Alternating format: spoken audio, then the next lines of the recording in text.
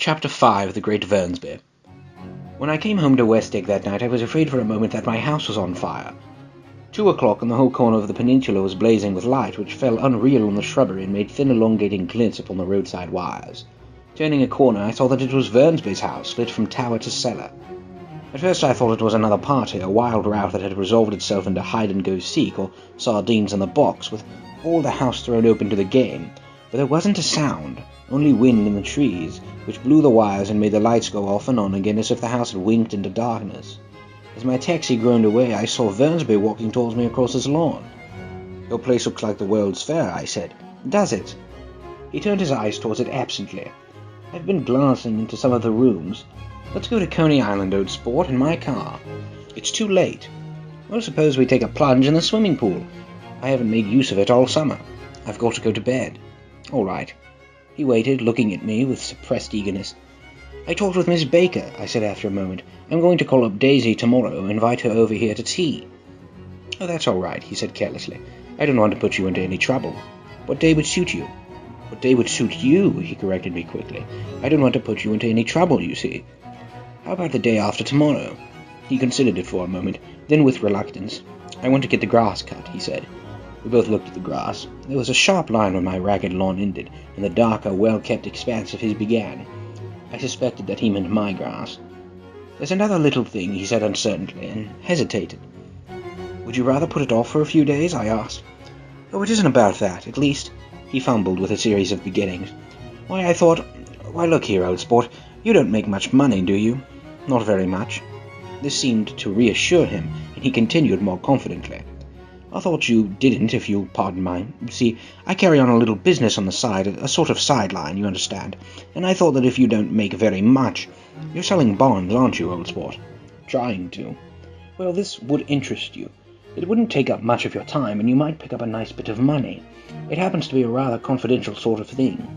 I realize now that under different circumstances that conversation might have been one of the crises of my life.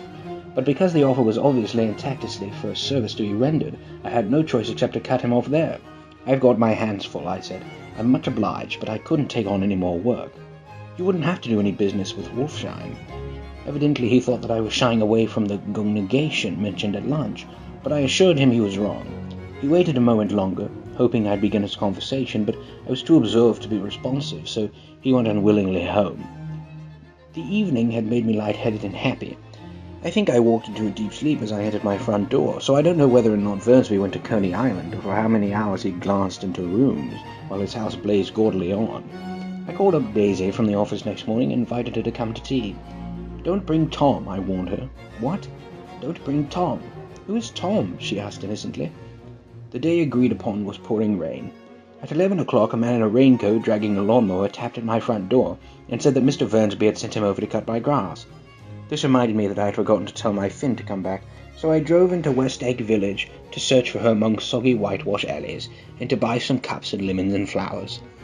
The flowers were unnecessary, for at 2 o'clock a greenhouse arrived from Vernsby's with an innumerable reptiles to contain it. An hour later the front door opened nervously, and Vernsby, in a white flannel suit, silver shirt, and gold-coloured tie, hurried in. He was pale, and there were dark signs of sleeplessness beneath his eyes. "Is everything all right?" he asked immediately. "The grass looks fine, if that's what you mean." "What grass?" he inquired blankly. "Oh, the grass in the yard."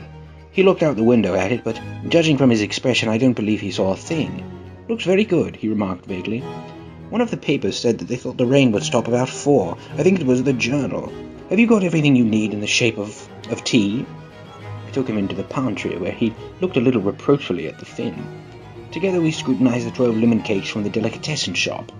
"Will they do?" I asked. Of course, they're fine," and he added hollowly, "Old sport." The rain cooled about 3:30 into a damp mist, through which occasional thin drops swam like dew. Vernsby looked with vacant eyes through copies of Clay's Economics, starting at the finished tread that shook the kitchen floor and peering through the bleared windows from time to time as a series of invisible but alarmingly happenings were taking place outside. Finally he got up and informed me in an uncertain voice that he was going home. "Why's that?" "Nobody's coming to tea. It's too late." He looked at his watch as if there was some pressing demand on time elsewhere. "I can't wait all day." "Don't be silly. It's just 2 minutes to 4. He sat down miserably, as if I had pushed him, and simultaneously there was the sound of a motor turning into my lane. We both jumped up, and and a little harrowed myself, I went out into the yard. Under the dripping bare lilac trees, a large open car was coming up the drive. It stopped. Daisy's face, tipped sideways beneath a three-cornered lavender hat, looked out at me with bright, ecstatic smiles. "Is this absolutely where you live, my dear Swan?" The exhilarating ripple of her voice was a wild tonic in the rain. I had to follow the sound of it for a moment, up and down with my ear alone, before any words came through. A damp streak of hair lay like a dash of blue paint across her cheek, and her hand was wet with glistening drops as I took it to help her from the car. "Are you in love with me?" she said low in my ear. "Or why did I have to come alone? That's the secret of Castle Rackrent. Tell your chauffeur to go far away and spend an hour. Come back in an hour, Ferdy." Then in a grave murmur, "His name is Ferdy. Does the gasoline affect his nose?" "I don't think so," she said innocently. "Why?" We went in.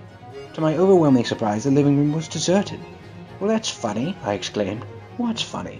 She turned her head as there was a slight, dignified knock at the front door. I went out and opened it.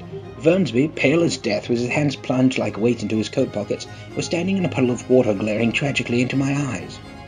With his hands still in his coat pockets as he stalked by me into the hall, turned sharply as if he were on a wire, and disappeared into the living room. It wasn't a bit funny. Aware of the loud beating of my own heart, I pulled the door against the increasing rain. For a half-minute there wasn't a sound. Then from the living room I heard a sort of choking murmur and a part of a laugh, followed by Daisy's voice in a clear artificial note. "I certainly am awfully glad to see you again."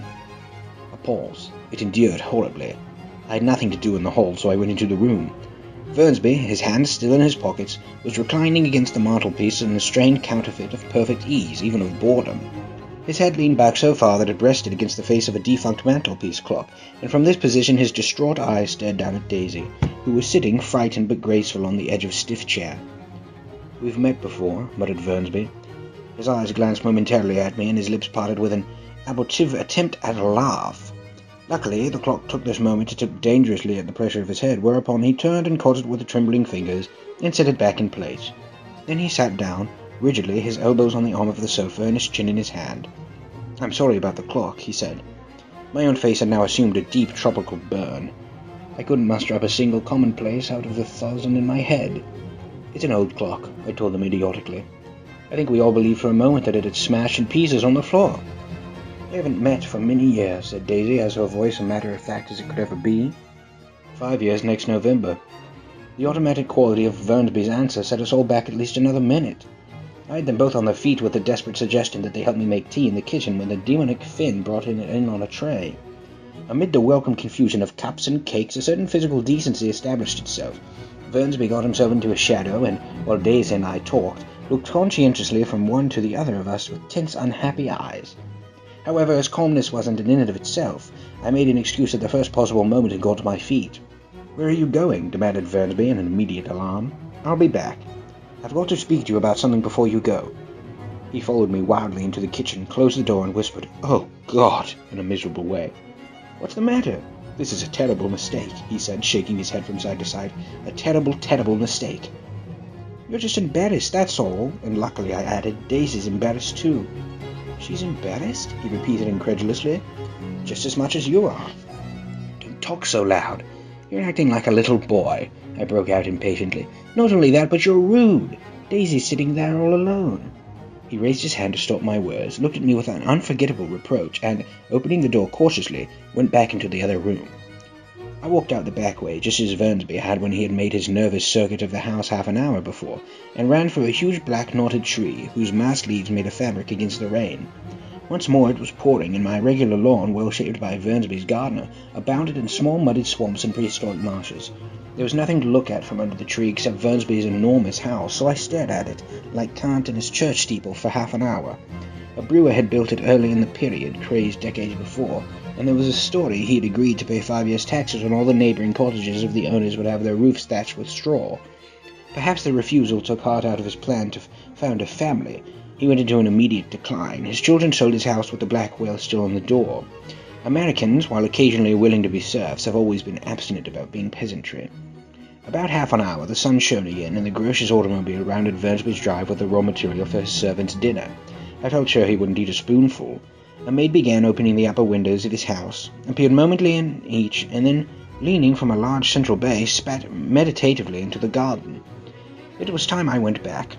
While the rain continued, it had seemed like the murmur of their voices rising and swelling a little now and then with gusts of emotion, but in the new silence I felt like silence had fallen within the house too. I went in after making every possible noise in the kitchen short of pushing over the stove, but I don't believe they heard a sound.